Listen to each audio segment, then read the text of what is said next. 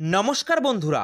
ভারতের অপারেশন সিঁদুরের পরে কার্যত সিটিয়ে গেছে আমাদের পার্শ্ববর্তী দেশ পাকিস্তান এবং এই মুহূর্তে যুদ্ধবিরতি ঘোষণা হয়ে গেছে এবং দুদেশের সেনাবাহিনীর মধ্যে স্থিতিশীল অবস্থা রয়েছে। কিন্তু অপরদিকে আমাদের ভারতীয় সেনাবাহিনীর ইস্টার্ন কমান্ড জেগে উঠেছে। অর্থাৎ উত্তর পূর্ব ভারতের চিকেন নেকের কাছাকাছি এলাকায় ভারতীয় সেনাবাহিনী একটি বিরাট যুদ্ধ মহড়া সম্পন্ন করলো এবং এই মহড়ার মাধ্যমে বাংলাদেশকে একটা বড় ইঙ্গিত দিয়ে দিল আমাদের ভারতীয় সেনাবাহিনী, তেমনটাই কিন্তু মনে করছে আন্তর্জাতিক মহল। তো পুরো বিষয়টা কি রয়েছে অবশ্যই কিন্তু আপনাদের সামনে শেয়ার করব, যে কোন মহড়া কমপ্লিট করলো, কেন মহড়া কমপ্লিট করলো, এই ভারতীয় সেনাবাহিনীর মহড়া কমপ্লিট করার পেছনে আসল উদ্দেশ্যটা কি, সেই বিষয় নিয়ে কিন্তু গুরুত্বপূর্ণ আপডেটগুলি আমাদের হাতে রয়েছে, যেগুলি আপনাদের এক এক করে শেয়ার করব। এছাড়াও আমাদের রাজ্য পশ্চিমবঙ্গকে এই মুহূর্তে হাই অ্যালার্টে রেখেছে কেন্দ্রীয় সরকার, সেই বিষয় নিয়েও কিন্তু আলোচনা করব। অর্থাৎ পশ্চিমবঙ্গে বিভিন্ন জঙ্গি সংগঠনের কিন্তু বাড়বাড়ন্ত লক্ষ্য করা যাচ্ছে, সেদিক থেকে কেন্দ্রীয় সরকারের বিভিন্ন গোয়েন্দা সংস্থা পশ্চিমবঙ্গকে কিন্তু হাই অ্যালার্টের মধ্যে রেখেছে। তো এই বিষয় নিয়েও কিন্তু চুলচেরা বিশ্লেষণ আপনাদের সামনে করে দেব এক এক করে।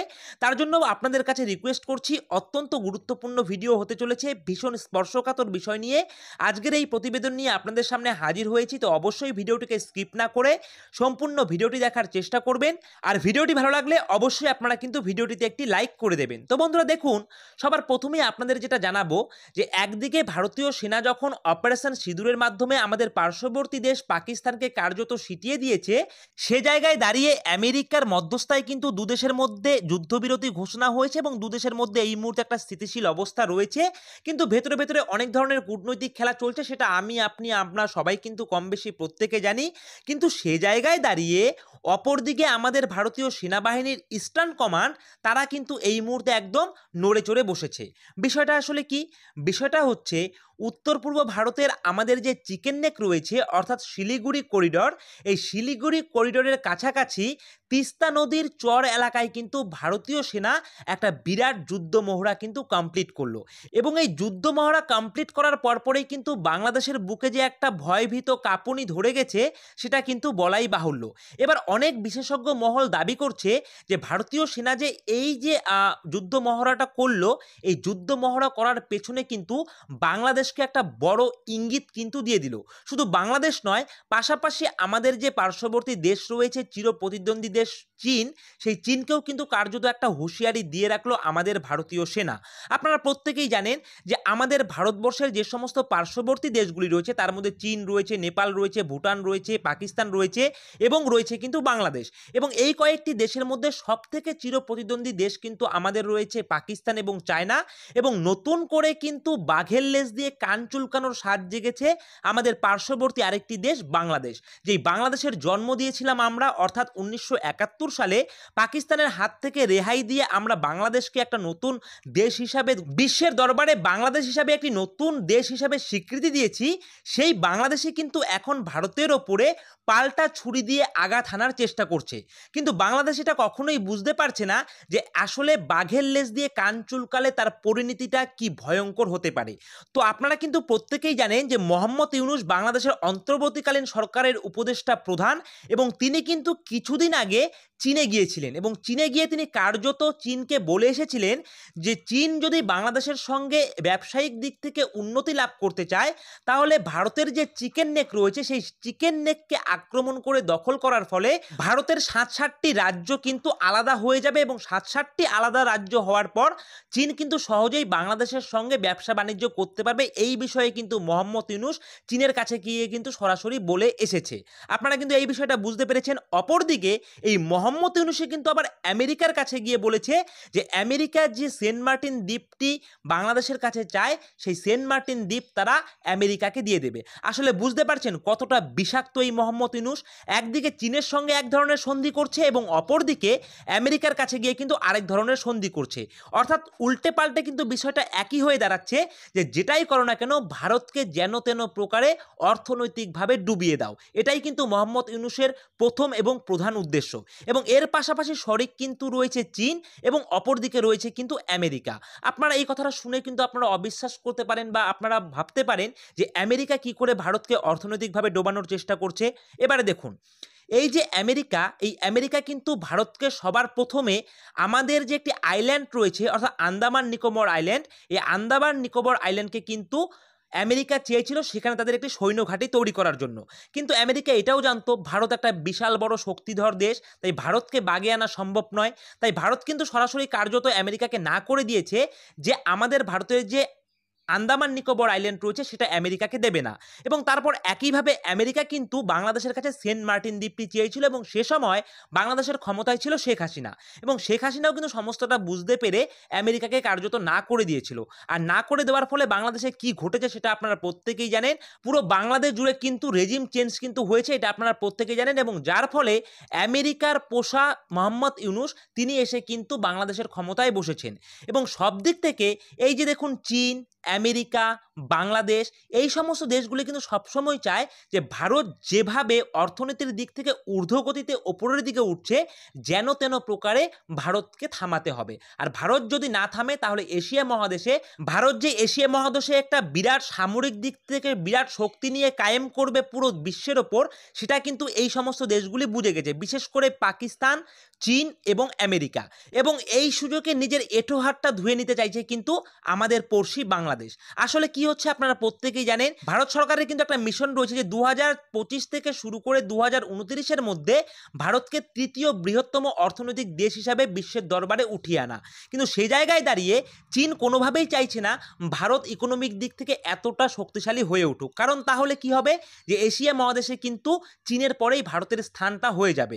এছাড়াও বিশ্বের মধ্যে তৃতীয় অর্থনীতিতে শক্তিশালী হয়ে যাবে আমাদের ভারত, সেটা কিন্তু চীনের জন্য মোটেই সুখবর নয়। এর পাশাপাশি আমেরিকাও কিন্তু চাইছে যে এশিয়া মহাদেশের মধ্যে ভারত যদি শক্তিশালী দেশ হিসাবে রূপান্তরিত হয়ে যায় তাহলে কিন্তু আমেরিকা ভারতকে উপেক্ষা করে চীনের ওপরে কিন্তু নজরদারি চালাতে পারবে না। তাই আমেরিকা চাইছে ভারতকে যেন তেন প্রকারে দাবিয়ে দিয়ে এশিয়া মহাদেশে তাদের একটি বেস তৈরি করতে, যেই বেসের ওপর নির্ভর করে আমেরিকা চীনের ওপরে নজরদারি চালাবে। তো এই সমস্ত বিষয়গুলির জন্য কিন্তু ভারতকে কার্যত চারদিক থেকে ঘিরে ধরার মতন চেষ্টা করছে পাকিস্তান, চীন, আমেরিকা এবং পড়শি বাংলাদেশ। এই চারটি দেশ কিন্তু একদম ভেতর থেকে কূটনীতিকভাবে এবং সামরিক দিক থেকে কিন্তু ভারতকে ঘেরার চেষ্টা করছে, যদিও আমেরিকা এই খেলাটি খেলছে কিন্তু কূটনৈতিকভাবে, এবং চীন, পাকিস্তান এবং বাংলাদেশ এরা কিন্তু সামরিকভাবে খেলতে চাইছে ভারতের সঙ্গে। তো সেই জায়গায় দাঁড়িয়ে সরাসরি কিন্তু ভারত বুঝতে পেরে গেছে যদি কোনো কারণবশত যুদ্ধ হয় তাহলে কিন্তু ভারতকে 3 ফ্রন্ট থেকে যুদ্ধ লড়তে হবে। 1 পাকিস্তান, 2 চীন এবং 3 হচ্ছে কিন্তু আমাদের এই ছোট্ট একটা বাচ্চা দেশ বাংলাদেশ। এই বাংলাদেশ থেকেও কিন্তু আক্রমণ চালাতে পারে চীন অথবা পাকিস্তান। আসলে বাংলাদেশ তো নিজের কোনো ক্ষমতাই নেই, তাই বাংলাদেশ চাইছে তাদের দেশের জমি ব্যবহার করে চীন অথবা পাকিস্তান ভারতের ওপরে আক্রমণ করুক। কারণ এখন কিন্তু বাংলাদেশ সেই জায়গায় গিয়ে দাঁড়িয়েছে যে জায়গায় বাংলাদেশ নিজের দেশকে উন্নত না করে সেই পাকিস্তানের স্টাইলে বাংলাদেশের ভিতরে জঙ্গি সংগঠনগুলোকে কিন্তু ভীষণভাবে মদত দিয়ে যাচ্ছে। এবং তার প্রতিফলন কিন্তু দেখা যাচ্ছে সোশ্যাল মিডিয়াতে। বাংলাদেশের বিভিন্ন ধর্মীয় ব্যক্তিরা এছাড়াও বাংলাদেশের বিভিন্ন নেতা মন্ত্রীরা কিন্তু কার্যত ভারতকে জঙ্গি হানার হুমকি কিন্তু কার্যত দিয়ে যাচ্ছে। আপনাদের সামনে ছোট্ট একটি ভিডিও প্লে করব, আপনারা ভিডিওটাতে দেখুন কি করে ভারতের পশ্চিমবঙ্গকে ভারত থেকে আলাদা করার জন্য একটা জঙ্গি মনোভাবাপন্ন আলোচনা চলছে, কিংবা সেই ধরনের একটি প্ল্যানিং চলছে, যেটা জনপ্রকাশ্যে বাংলাদেশের বিভিন্ন ধর্মীয় ব্যক্তিরা প্রকাশ্য জনসভায় আলোচনা করছে। সেই ভিডিও ক্লিপটা একবার আপনারা দেখে নিন। আলহামদুলিল্লাহ, আমাকে যদি এখন বাংলাদেশ সেনাবাহিনী বলে কলকাতা কব্জা করতে হবে, আমি যেই ম্যাপ ধারণ করব, জীবনও শত্রু তো দূরের কথা, 7টা বোমারও বিমানও আমি রাখবো না গোটা কলকাতার জন্য। কলকাতা বিজয় করতে হলে 70টা বিমান লাগবে কেন? আমার তো জানা আছে ওখানে মূর্তি পূজারী থাকে, আমার তো জানা আছে ওখানে সর্বোচ্চ খাবার পেশাব, গোবর আর কচ্ছপ। আমার তো জানা আছে তাদের ধারণা কতটুকু, তাদের শারীরিক শক্তি কতটুকু, ইমানি শক্তি কতটুকু, এটা আমার জানা আছে। তো জানা না থাকলে আপনি কমান্ডার হইতে পারবেন না, কথা বুঝেন নেই। আরেকটা রক্ত দেখলে এই মূর্তি পূজারী যে কত ভয় পায় এটা তো আমার জানা আছে। সেখানে আমি কি করব?